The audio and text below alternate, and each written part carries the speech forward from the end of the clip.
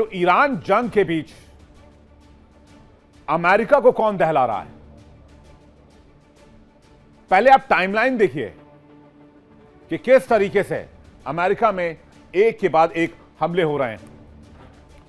बहुत ज्यादा पीछे नहीं जाते।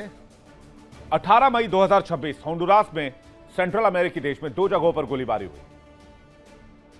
इससे सेंट्रल अमेरिका में दहशत हो गई। 26 लोग मारे गए, 7 पुलिसकर्मी घायल हुए। 18 मई 2026 कैलिफोर्निया के सैन डिएगो मस्जिद पर हमला हुआ। 2 हमलावरों ने मस्जिद में घुसकर अंधाधुंध फायरिंग की। 10 से ज्यादा लोगों की मौत हो गई। 16 मई 2026 टेक्सास की राजधानी ऑस्टिन में फायरिंग हुई। अंधाधुंध और रैंडम फायरिंग में 4 लोग घायल हो गए।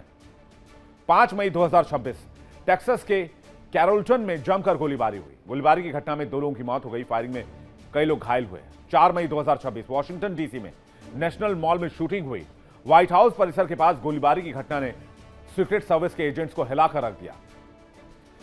सेंट्रल अमेरिका में दहशत का माहौल है और एक के बाद एक लगातार हमले हो रहे हैं।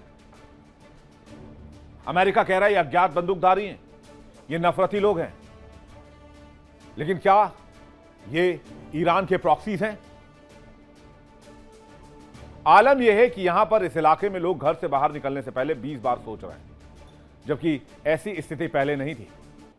खास करके डोनाल्ड ट्रंप के सेकेंड रिजीम में, जब से दूसरा कार्यकाल शुरू हुआ है और स्पेशली जब से ईरान पर हमले शुरू हुए हैं, तब से इस तरह की घटनाएं आम हो गई हैं। आपको याद होगा कि कुछ समय पहले यानी करीब 23 मार्च को अमेरिका में घटना हुई। अमेरिका के न्यूयॉर्क के लागार्डिया एयरपोर्ट पर एयर कनाडा एक्सप्रेस का एक विमान रनवे पर मौजूद ग्राउंड वाहन से टकरा गया, जिसके बाद यहां पर विमानों की आवाजाही को रोकना पड़ा। इस हादसे में 100 से ज्यादा यात्री घायल हुए, जबकि दोनों पायलट की मौत हो गई। बाद में खबर यह छन कर आई कि ट्रक चालक ईरान का समर्थक था और वो अमेरिका के लोगों से, खासकर अमेरिकी प्रशासन से नफरत करता था।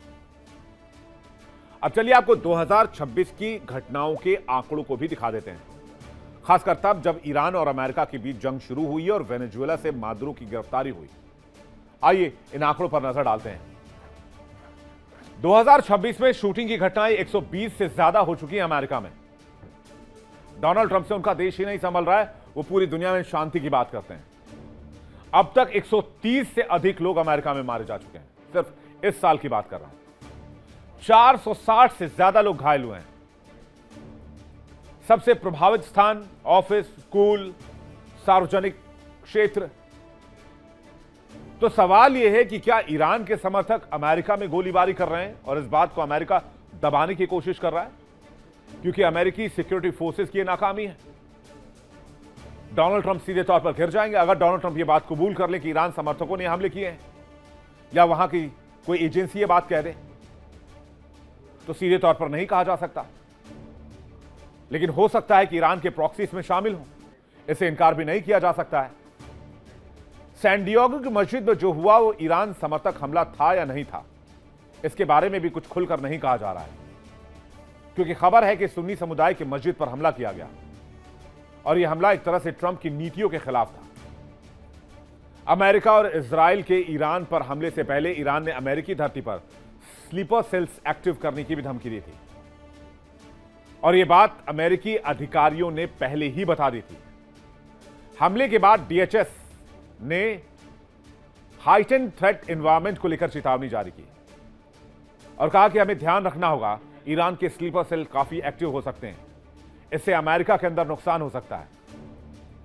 एक अमेरिकी अधिकारी ने खुद यह बात मानी थी कि ईरान हमारे लिए बहुत बहुआयामी खतरा पैदा कर रहा है।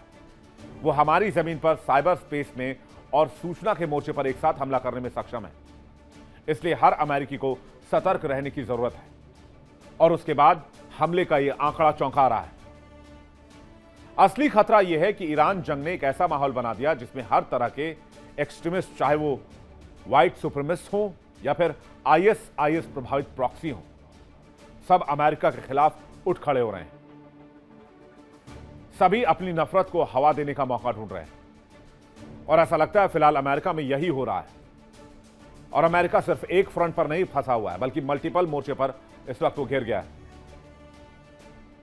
उधर ईरान जंग ने अमेरिकी अर्थव्यवस्था पर सीधा हमला किया है। मार्च 2026 में अमेरिका की महंगाई दर 3.3 थी, जो आज की तारीख में 4.2 को पार कर गई है।